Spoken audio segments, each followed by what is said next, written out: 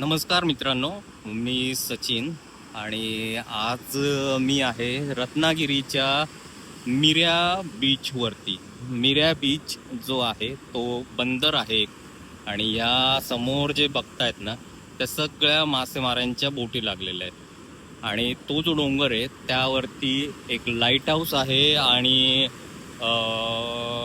भवानी देवीचं मंदिर आहे.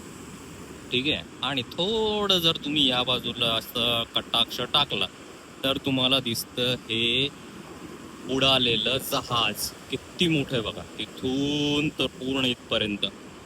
हे आहे दुबईचं खाडीतलं कुठलं तरी जहाज आणि ते या मागच्या काही वर्षात ते इथे येऊन धडकलंय आणि ते आता इथंच असं आहे. तर ते आल्यामुळे ना त्याचा परिणाम असा झालेला आहे की इथलं जे पर्यटन आहे ते वाढलंय आणि त्यामुळे लोकल लोकांना रोजगार प्राप्त झालाय. तर आता मी ज्या ठिकाणी उभा आहे ना, ही पूर्ण जी लाईन आहे त्या ठिकाणी बघा, यांनी असं एक छानसं एक डेक बनवलाय आणि इथे तुम्ही बसून असं छान मस्तपैकी एन्जॉय करू शकता.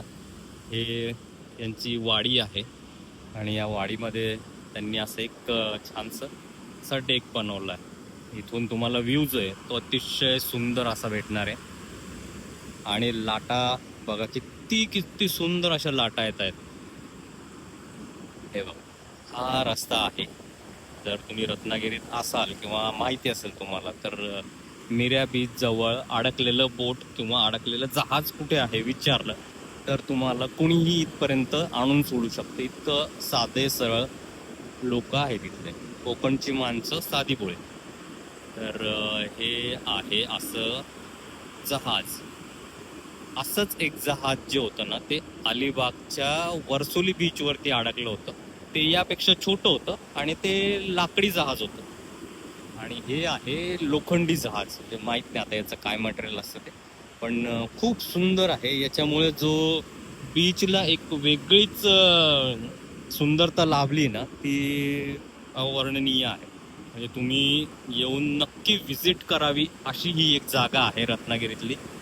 आणि रत्नागिरी शहर जे आहे ते तुम्हाला या बाजूला मिळेल आणि हार्डली 4 किलोमीटर अंतर आहे रत्नागिरीच्या बाजारापासून, म्हणजे बस स्टँड पासून तर इथपर्यंत यायला.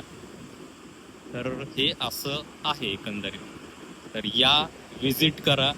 खूप सुंदर असा हा मान्सूनचा काळ आहे आणि त्यामध्ये हे खूप सुंदर असं इथलं विहंगम दृश्य, नारळाची झाडं. वा वा.